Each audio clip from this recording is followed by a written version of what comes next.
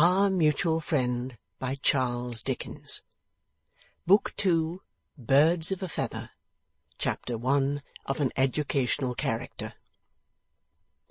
The school at which young Charlie Headstone had first learned from a book, the streets being, for pupils of his degree, the great preparatory establishment in which very much that is never unlearned is learned without and before book, was a miserable loft in an unsavoury yard. Its atmosphere was oppressive and disagreeable. It was crowded, noisy, and confusing.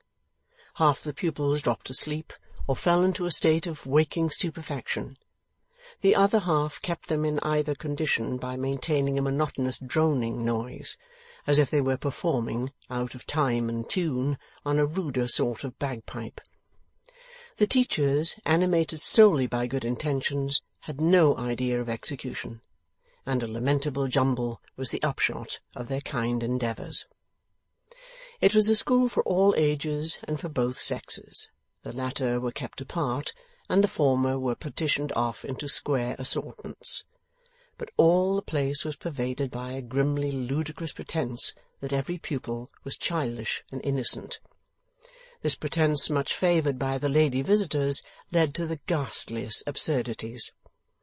Young women, old in the vices of the commonest and worst life, were expected to profess themselves enthralled by the good child's book, The Adventures of Little Margery, who resided in the village cottage by the mill, severely reproved and morally squashed the miller when she was 5 and he was 50, divided her porridge with singing birds, denied herself a new nankeen bonnet, on the ground that the turnips did not wear nankeen bonnets, neither did the sheep who ate them, who plaited straw, and delivered the dreariest orations to all comers at all sorts of unseasonable times. So, unwieldy young dredgers and hulking mudlarks were referred to the experiences of Thomas Twopence, who, having resolved not to rob, under circumstances of uncommon atrocity, his particular friend and benefactor, of 18 pence, presently came into supernatural possession of 3 and 6pence, and lived a shining light ever afterwards. Note that the benefactor came to no good. Several swaggering sinners had written their own biographies in the same strain, it always appearing from the lessons of those very boastful persons that you were to do good, not because it was good, but because you were to make a good thing of it. Contrariwise, the adult pupils were taught to read, if they could learn, out of the New Testament, and by dint of stumbling over the syllables and keeping their bewildered eyes on the particular syllables coming round to their turn, were as absolutely ignorant of the sublime history as if they had never seen or heard of it. An exceedingly and confoundingly perplexing jumble of a school, in fact, where black spirits and grey, red spirits and white, jumbled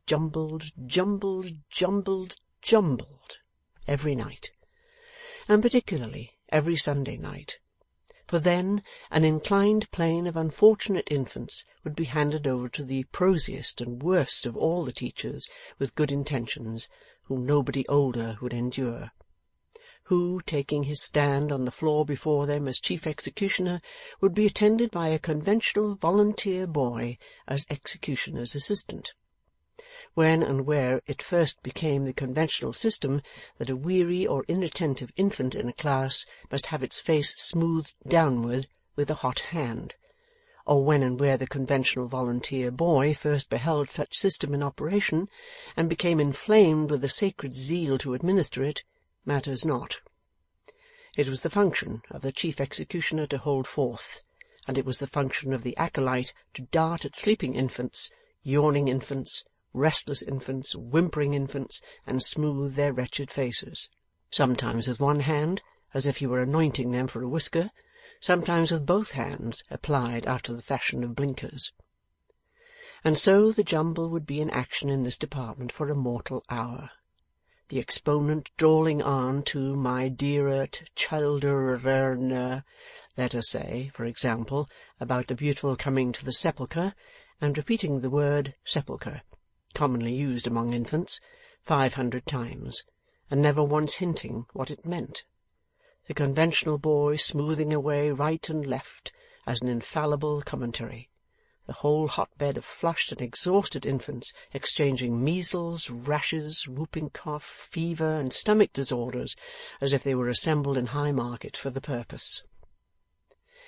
Even in this temple of good intentions, an exceptionally sharp boy, exceptionally determined to learn, could learn something, and having learnt it, could impart it much better than the teachers, as being more knowing than they, and not at the disadvantage in which they stood towards the shrewder pupils. In this way it had come about that Charlie Hexam had risen in the jumble, taught in the jumble, and been received from the jumble into a better school. "So you want to go and see your sister, Hexam?" "If you please, Mr. Headstone." "I have half a mind to go with you. Where does your sister live?" "Why, she's not settled yet, Mr. Headstone. I'd rather you didn't see her till she is settled, if it was all the same to you." "Look here, Hexam." Mr. Bradley Headstone, highly certificated stipendiary schoolmaster, drew his right forefinger through one of the buttonholes of the boy's coat, and looked at it attentively. "I hope your sister may be good company for you." "Why, do you doubt it, Mr. Headstone?" "I did not say I doubted it." "No, sir, you didn't say so." Bradley Headstone looked at his finger again, took it out of the buttonhole, and looked at it closer, bit the side of it, and looked at it again. "You see, Hexam, you will be one of us. In good time you are sure to pass a creditable examination, and become one of us. Then the question is—" The boy waited so long for the question, while the schoolmaster looked at a new side of his finger, and bit it, and looked at it again, that at length the boy repeated, "The question is, sir—" "Whether you had not better leave well alone." "Is it well to leave my sister alone, Mr. Headstone?" "I do not say so, because I do not know. I put it to you. I ask you to think of it. I want you to consider. You know how well you are doing here." "After all, she got me here," said the boy, with a struggle. "Perceiving the necessity of it," acquiesced the schoolmaster, "and making up her mind fully to the separation. Yes." The boy, with a return of that former reluctance or struggle or whatever it was, seemed to debate with himself. At length he said, raising his eyes to the master's face, "I wish you'd come with me and see her, Mr. Headstone, though she is not settled. I wish you'd come with me and take her in the rough and judge her for yourself." "You are sure you would not like," asked the schoolmaster, "to prepare her?" My sister Lizzie," said the boy proudly, "wants no preparing, Mr. Headstone. What she is, and shows herself to be. There's no pretending about my sister." His confidence in her sat more easily upon him than the indecision with which he had twice contended. It was his better nature to be true to her, if it were his worse nature to be wholly selfish, and as yet the better nature had the stronger hold. "Well, I can spare the evening," said the schoolmaster.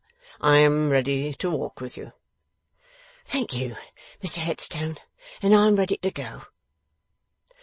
Bradley Headstone, in his decent black coat and waistcoat, and decent white shirt, and decent formal black tie, and decent pantaloons of pepper and salt, with his decent silver watch in his pocket, and its decent hair-guard round his neck, looked a thoroughly decent young man of 26. He was never seen in any other dress, and yet there was a certain stiffness in his manner of wearing this, as if there were a want of adaptation between him and it, recalling some mechanics in their holiday clothes. He had acquired mechanically a great store of teacher's knowledge. He could do mental arithmetic mechanically, sing at sight mechanically, blow various wind instruments mechanically, even play the great church organ mechanically. From his early childhood up, his mind had been a place of mechanical stowage. The arrangement of his wholesale warehouse, so that it might be always ready to meet the demands of retail dealers, history here, geography there, astronomy to the right, political economy to the left, natural history, the physical sciences, figures, music, the lower mathematics, and what not, all in their several places.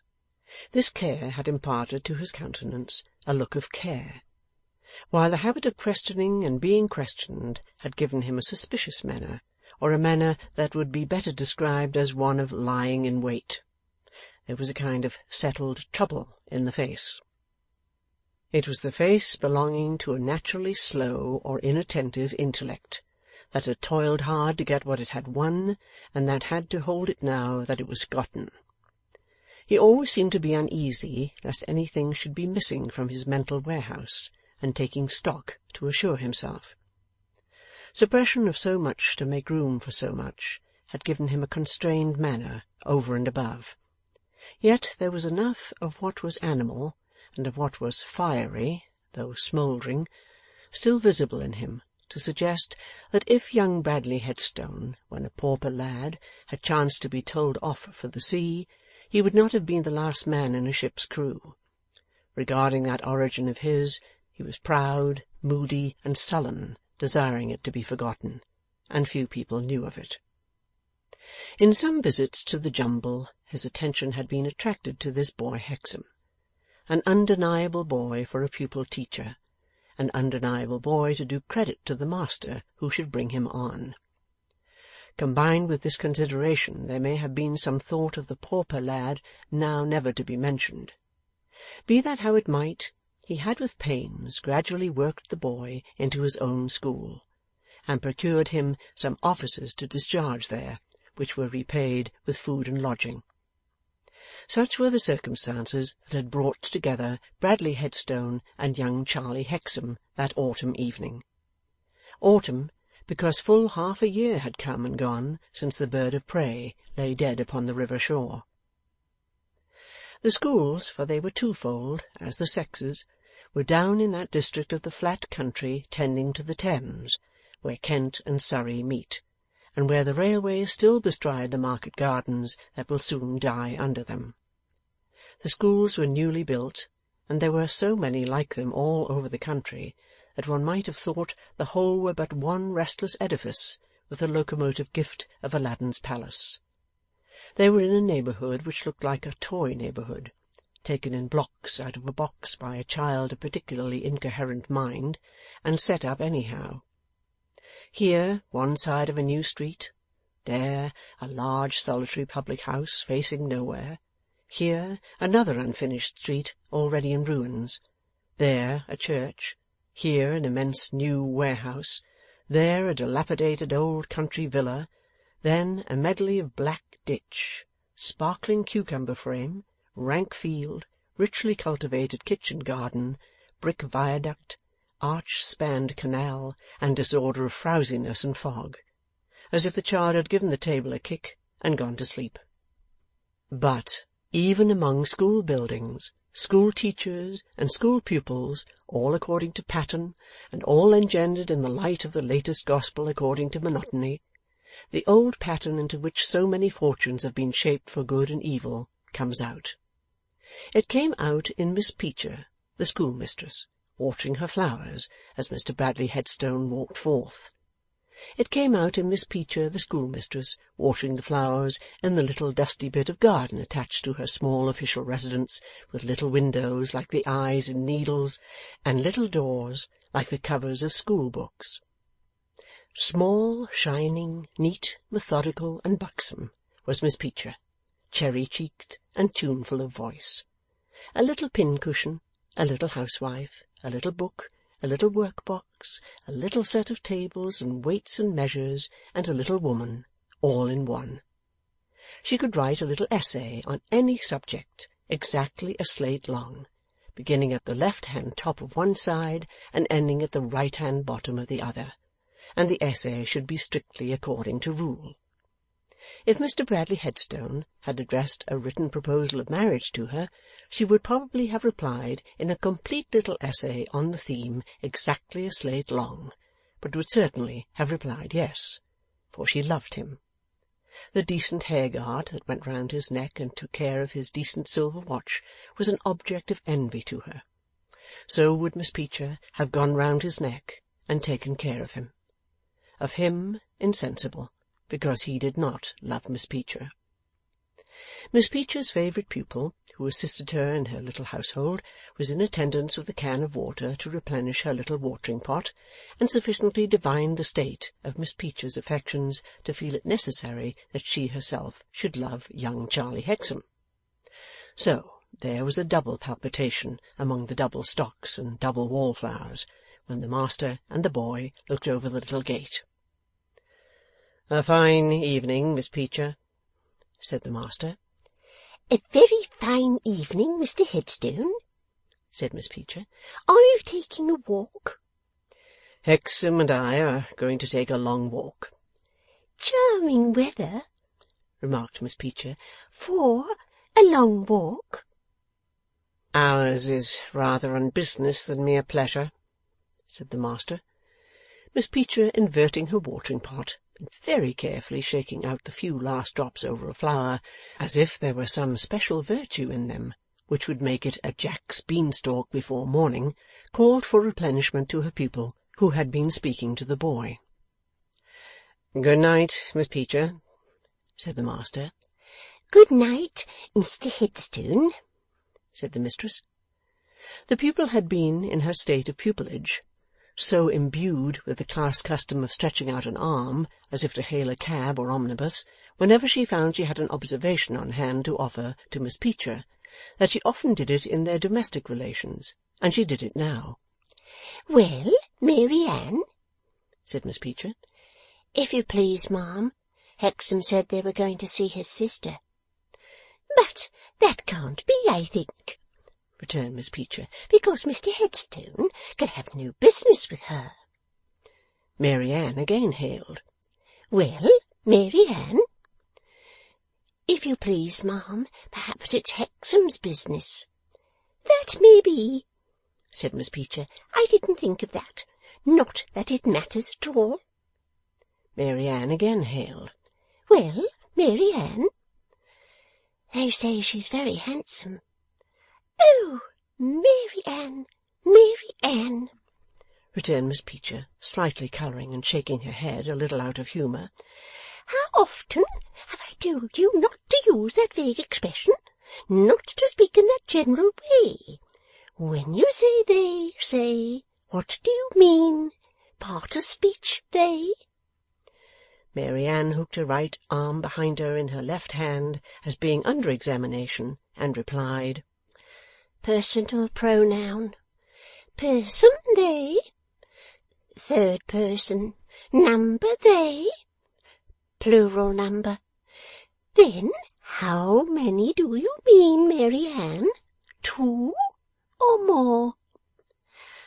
"I beg your pardon, ma'am," said Mary Ann, disconcerted now she came to think of it, "but I don't know that I mean more than her brother himself."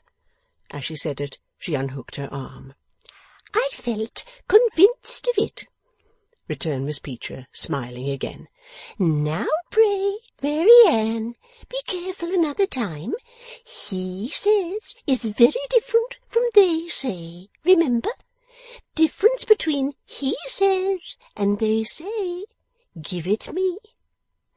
Mary Ann immediately hooked her right arm behind her in her left hand, an attitude absolutely necessary to the situation, and replied, "One is indicative mood, present tense, third person, singular, verb active to say. Other is indicative mood, present tense, third person, plural, verb active to say." "Why verb active, Mary Ann?" "Because it takes a pronoun after it in the objective case, Miss Peecher." "Very good indeed," remarked Miss Peecher with encouragement. "In fact, could not be better. Don't forget to apply it another time, Mary Ann." This said, Miss Peecher finished the watering of her flowers, and went into her little official residence, and took a refresher of the principal rivers and mountains of the world, their breadths, depths, and heights, before settling the measurements of the body of a dress for her own personal occupation. Bradley Headstone and Charlie Hexam duly got to the Surrey side of Westminster Bridge, and crossed the bridge, and made along the Middlesex shore towards Millbank.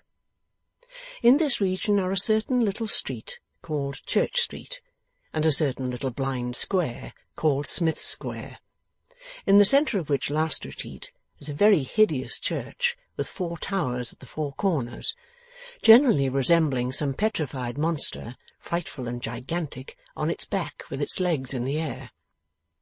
They found a tree near by in a corner, and a blacksmith's forge, and a timber yard, and a dealer's in old iron. What a rusty portion of a boiler and a great iron wheel or so meant by lying half buried in the dealer's forecourt, nobody seemed to know or to want to know. Like the miller of questionable jollity in the song, they cared for nobody, no, not they, and nobody cared for them. After making the round of this place, and noting that there was a deadly kind of repose on it, more as though it had taken laudanum and fallen into a natural rest, they stopped at the point where the street and the square joined, and where there were some little quiet houses in a row. To these Charlie Hexam finally led the way, and at one of these stopped. "This must be where my sister lives, sir. This is where she came for a temporary lodging soon after father's death." "How often have you seen her since?" "Why, only twice, sir," returned the boy with his former reluctance, "but that's as much her doing as mine." "How does she support herself?" "She was always a fair needlewoman, and she keeps the stockroom of a seaman's outfitter." "Does she ever work at her own lodging here?" "Sometimes, but her regular hours and regular occupation are at their place of business, I believe, sir. This is a number." The boy knocked at a door, and the door promptly opened with a spring and a click. A parlour door within a small entry stood open, and disclosed a child, a dwarf, a girl, a something, sitting on a little low old-fashioned arm-chair which had a kind of little working bench before it. "I can't get up," said the child, "because my back's bad and my legs are queer, but I'm the person of the house." "Who else is at home?" asked Charlie Hexam, staring. "Nobody's at home at present," returned the child, with a glib assertion of her dignity, "except the person of the house. What did you want, young man?" "I want to see my sister." "Many young men have sisters," returned the child. "Give me your name, young man." The queer little figure, and the queer but not ugly little face, with its bright grey eyes, were so sharp that the sharpness of the manner seemed unavoidable, as if, being turned out of that mould, it must be sharp. "Hexam is my name." "Ah, indeed," said the person of the house. "I thought it might be. Your sister will be in about a quarter of an hour. I'm very fond of your sister. She's my particular friend. Take a seat. And this gentleman's name?" "Mr. Headstone, my schoolmaster." "Take a seat. And would you please to shut the street door first? I can't very well do it myself, because my back's so bad and my legs are so queer." They complied in silence, and the little figure went on with its work of gumming or gluing together with a camel's hair brush certain pieces of cardboard and thin wood, previously cut into various shapes. The scissors and knives upon the bench showed that the child herself had cut them, and the bright scraps of velvet and silk and ribbon also strewn upon the bench showed that when duly stuffed, and stuffing too was there, she was to cover them smartly. The dexterity of her nimble fingers was remarkable, and, as she brought 2 thin edges accurately together by giving them a little bite, she would glance at the visitors out of the corners of her grey eyes, with a look that outsharpened all her other sharpness. "You can't tell me the name of my trade, I'll be bound," she said, after taking several of these observations.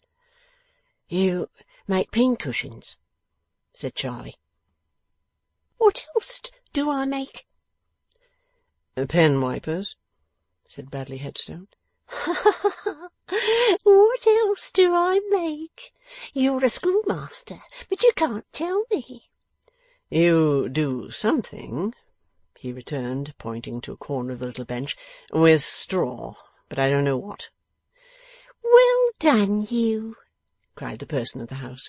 "I only make pincushions and pen wipers to use up my waste, but my straw really does belong to my business. Try again. What do I make with my straw?" "Dinner mats." "A schoolmaster, and says dinner mats.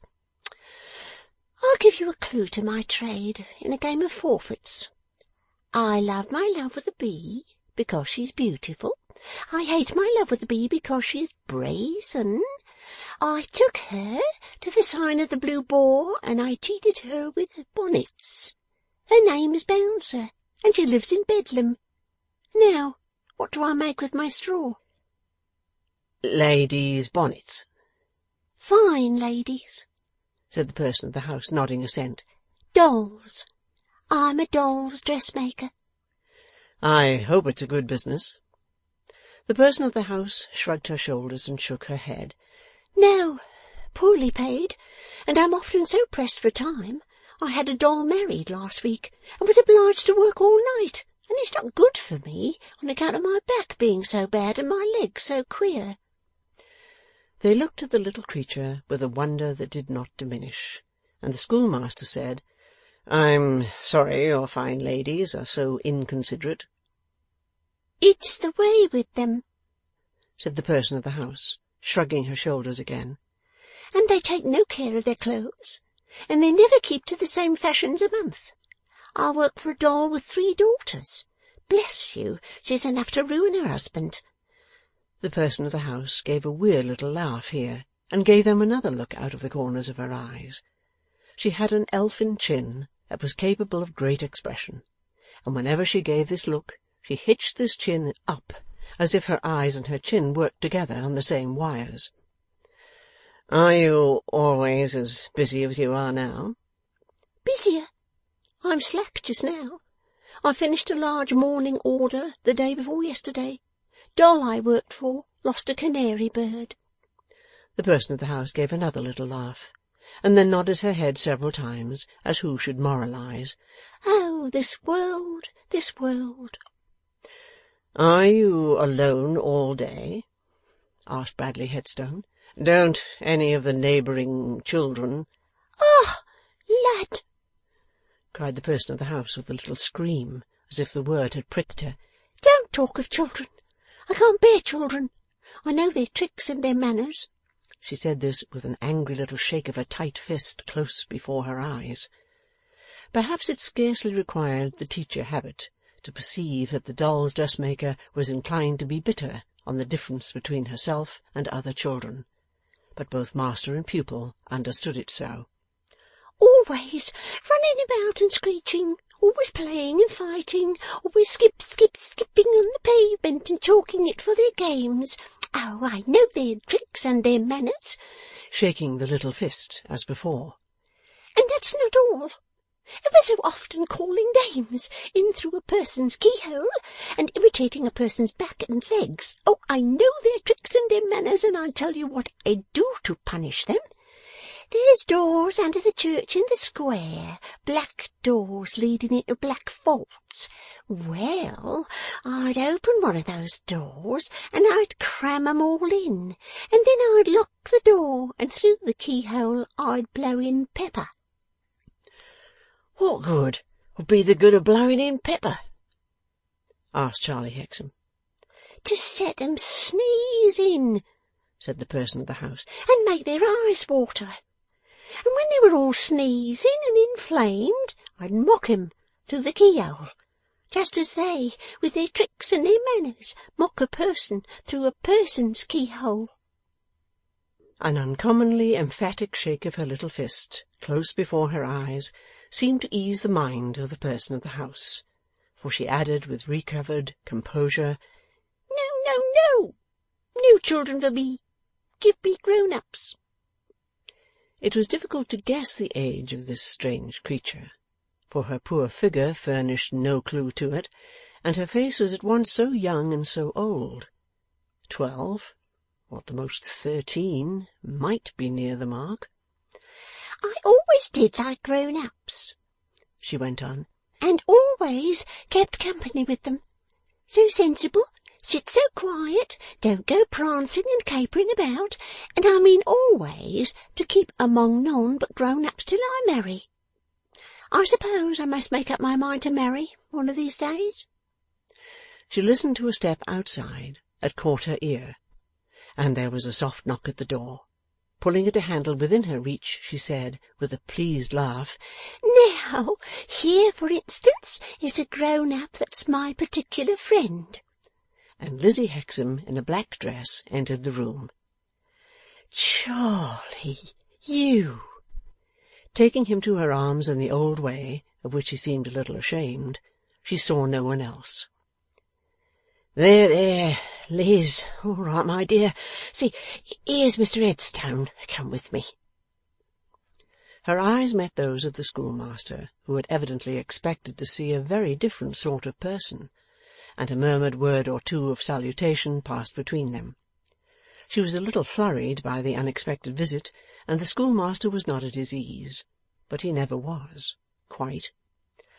"I told Mr. Headstone you were not settled, Liz, but he was so kind as to take an interest in coming, and so I brought him. How well you look!" Bradley seemed to think so. "Ah, don't she, don't she?" cried the person of the house, resuming her occupation, though the twilight was falling fast. "I believe you she does. But go on with your chat, one and all. You 1, 2, 3, my company, and don't mind me." Pointing this impromptu rhyme with 3 points of her thin forefinger. "I didn't expect a visit from you, Charlie," said his sister. "I supposed if you wanted to see me, you would have sent to me, appointing me to come somewhere near the school, as I did last time. I saw my brother near the school, sir," to Bradley Headstone, "because it's easier for me to go there than for him to come here. I work about midway between the two places." "You don't see much of one another," said Bradley, not improving in respect of ease. "No," with rather a sad shake of her head. "Charlie always does well, Mr. Headstone." "He could not do better. I regard his course as quite plain before him." "I hoped so. I'm so thankful. So well done of you, Charlie dear. It is better for me not to come, except when he wants me, between him and his prospects. You think so, Mr. Headstone?" Conscious that his pupil teacher was looking for his answer, that he himself had suggested the boy's keeping aloof from this sister, now seen for the first time face to face, Bradley Headstone stammered, "Your brother is very much occupied, you know. He has to work hard. One cannot but say that the less his attention is diverted from his work, the better for his future. When he shall have established himself, why, then it will be another thing, then." Lizzie shook her head again, and returned with a quiet smile. "I always advised him as you advise him. Did I not, Charlie?" "Well, never mind that now," said the boy. "How are you getting on?" "Very well, Charlie. I want for nothing." "You have your own room here?" "Oh, yes, upstairs, and it's quiet and pleasant and airy." "And she always has the use of this room for visitors," said the person of the house, screwing up one of her little bony fists like an opera-glass, and looking through it with her eyes and her chin in that quaint accordance. "Always this room for visitors, haven't you, Lizzie dear?" It happened that Bradley Headstone noticed a very slight action of Lizzie Hexam's hand, as though it checked the doll's dressmaker, and it happened that the latter noticed him in the same instant, for she made a double eyeglass of her two hands, looked at him through it, and cried with a waggish shake of her head, "Aha! Caught you spying, did I?" It might have fallen out so, anyway, but Bradley Headstone also noticed that immediately after this, Lizzie, who had not taken off her bonnet, rather hurriedly proposed that as the room was getting dark, they should go out into the air. They went out, the visitor saying good night to the doll's dressmaker, whom they left leaning back in her chair with her arms crossed, singing to herself in a sweet, thoughtful little voice. "I'll saunter on by the river," said Bradley. "You will be glad to talk together." As his uneasy figure went on before them among the evening shadows, the boy said to his sister petulantly, "When are you going to settle yourself in some Christian sort of place, Liz? I thought you were going to do it before now." "I'm very well where I am, Charlie." "Very well where you are? I am ashamed to have brought Mr. Headstone with me. How came you to get into such company as that little witch's?" "By chance at first, it seemed, Charlie, but I think it must have been by something more than chance. For that child, you remember the bills upon the walls at home?" "Confound the bills upon the walls at home! I want to forget the bills upon the walls at home, and it would be better for you to do the same," grumbled the boy. "Well, what of 'em?" "This child is the grandchild of the old man." "What old man?" "The terrible drunken old man in the list slippers and the nightcap." The boy asked, rubbing his nose in a manner that half expressed vexation at hearing so much, and half curiosity to hear more, "How came you to make that out? What a girl you are!" "The child's father is employed by the house that employs me. That's how I came to know it, Charlie. The father is like his own father, a weak, wretched, trembling creature, falling to pieces, never sober, but a good workman too, at the work he does. The mother is dead. This poor ailing little creature has come to be what she is, surrounded by drunken people from her cradle, if she ever had one, Charlie." "I don't see what you have to do with her for all that," said the boy. "Don't you, Charlie?" The boy looked doggedly at the river. They were at Millbank, and the river rolled on their left. His sister gently touched him on the shoulder, and pointed to it. "Any compensation, restitution, never mind the word, you know my meaning. Father's grave." But he did not respond with any tenderness. After a moody silence, he broke out in an ill-used tone. "It'll be a very hard thing, Liz, if, when I am trying my best to get up in the world, you pull me back." "I, Charlie?" "Yes, you, Liz. Why can't you let bygones be bygones? Why can't you, as Mr. Headstone said to me this very evening about another matter, leave well alone? All we got to do is to turn our faces full in our new direction, and keep straight on." "And never look back? Not even to try to make some amends?" "You are such a dreamer," said the boy with his former petulance. "It's all very well when we sat before the fire, when we looked into the hollow down by the flare, but we are looking into the real world now." "Ah, we were looking into the real world then, Charlie." "I understand what you mean by that, but you are not justified in it. I don't want, as I raise myself, to shake you off, Liz. I want to carry you up with me. That's what I want to do, and mean to do. I know what I owe you. I said to Mr. Headstone this very evening, after all, my sister got me here. Well then, don't pull me back and hold me down. That's all I ask, and surely that's not unconscionable." She had kept a steadfast look upon him, and she answered with composure, "I am not here selfishly, Charley, to please myself. I could not be too far from that river. Nor could you be too far from it to please me. Let us get quit of it equally. Why should you linger about it any more than I? I give it a wide berth." "I can't get away from it, I think," said Lizzie, passing her hand across her forehead. "It's no purpose of mine that I live by it still."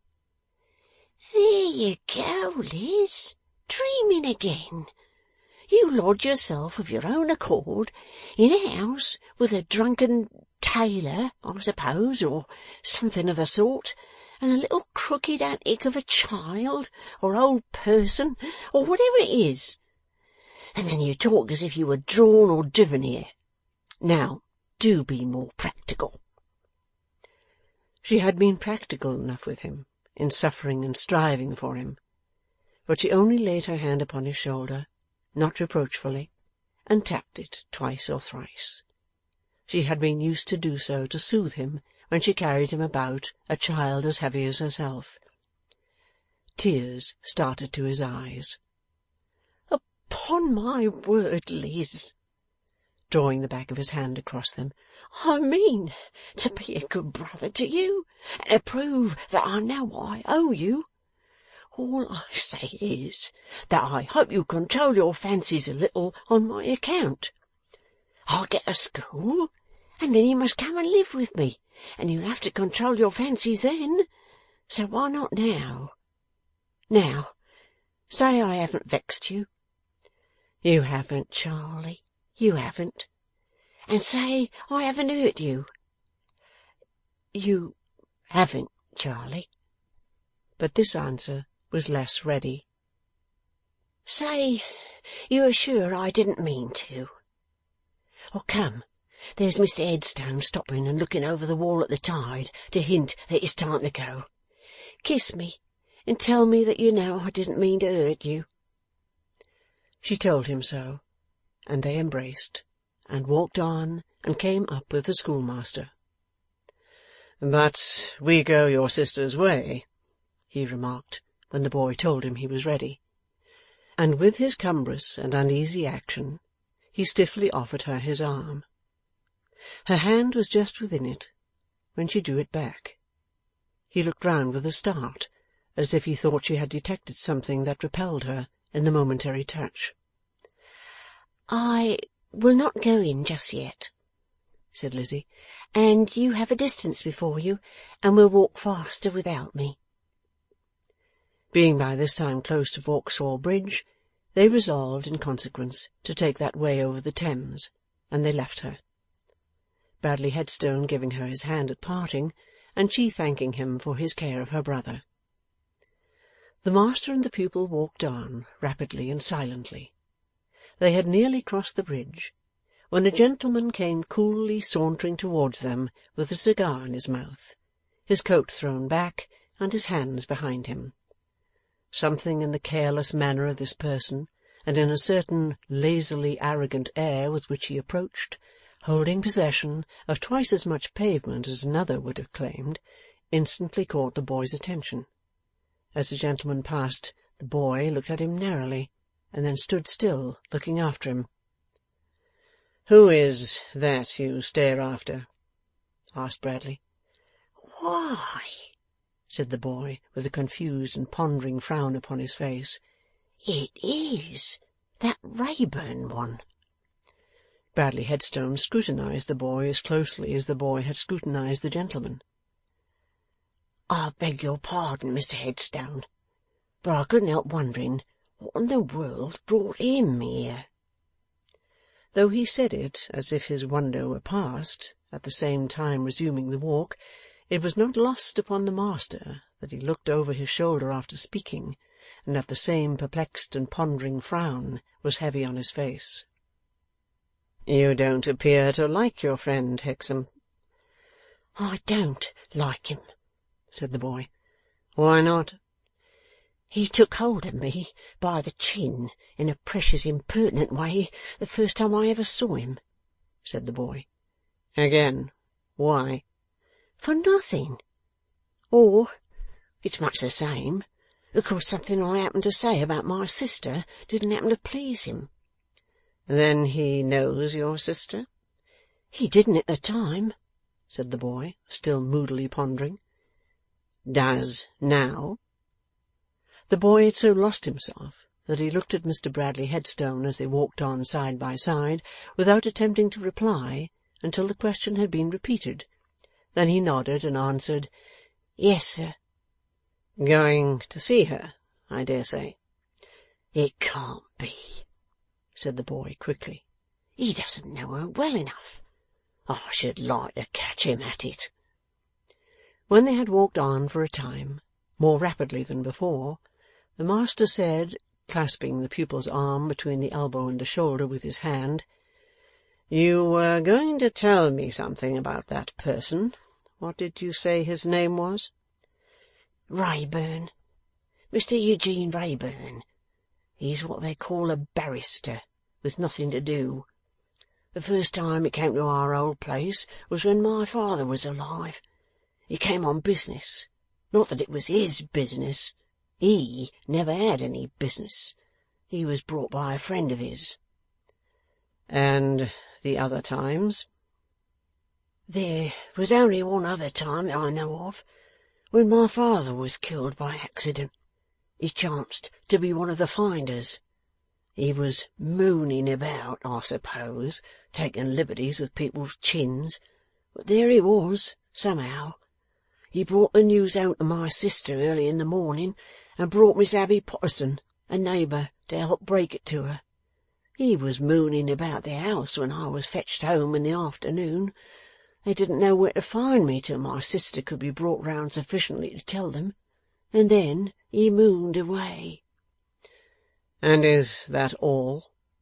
"That's all, sir." Bradley Headstone gradually released the boy's arm, as if he were thoughtful, and they walked on side by side as before. After a long silence between them, Bradley resumed the talk. "I suppose your sister," with a curious break both before and after the words, "has received hardly any teaching, Hexam?" "Hardly any, sir."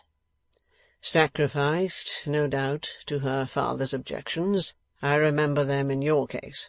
Yet your sister scarcely looks or speaks like an ignorant person." "Lizzie has as much thought as the best, Mr. Headstone. Too much, perhaps, without teaching. I used to call the fire at home her books, for she was always full of fancies, sometimes quite wise fancies, considering, when she sat looking at it." "I don't like that," said Bradley Headstone. His pupil was a little surprised by this striking in with so sudden and decided and emotional an objection, but took it as a proof of the master's interest in himself. It emboldened him to say, "I've never brought myself to mention it openly to you, Mr. Headstone, and you're my witness that I couldn't even make up my mind to take it from you before we came out to-night. But it's a painful thing to think that if I get on as well as you hope, I shall be, I won't say disgraced, because I don't mean disgraced, but rather put to the blush, if it was known, by a sister who has been very good to me." "Yes," said Bradley Headstone, in a slurring way, for his mind scarcely seemed to touch that point, so smoothly did it glide to another. "And there is this possibility to consider. Some man who had worked his way might come to admire your sister, and might even in time bring himself to think of marrying your sister, and it would be a sad drawback and a heavy penalty upon him if, overcoming in his mind other inequalities of condition and other considerations against it, this inequality and this consideration remained in full force." "That's much my own meaning, sir." "Aye, aye," said Bradley Headstone. "But you spoke of a mere brother. Now, the case I have supposed would be a much stronger case, because an admirer, a husband, would form the connection voluntarily, besides being obliged to proclaim it, which a brother is not. After all, you know, it must be said of you that you couldn't help yourself, while it would be said of him, with equal reason, that he could. That's true, sir. Sometimes, since Lizzie was left free by father's death, I've thought that such a young woman might soon acquire more than enough to pass muster, and sometimes I've even thought that perhaps Miss Peecher— For the purpose, I would advise not Miss Peecher. Bradley Headstone struck in with a recurrence of his late decision of manner. Would you be so kind as to think of it for me, Mr. Headstone? Yes, Hexam, yes. I'll think of it. I'll think maturely of it. I'll think well of it. Their walk was almost a silent one afterwards, until it ended at the schoolhouse. There, one of neat Miss Peecher's little windows, like the eyes in needles, was illuminated, and in a corner near it sat Mary Ann watching, while Miss Peecher at the table stitched at the neat little body she was making up by brown paper pattern for her own wearing. N.B. Miss Peecher and Miss Peecher's pupils were not much encouraged in the unscholastic art of needlework, by government.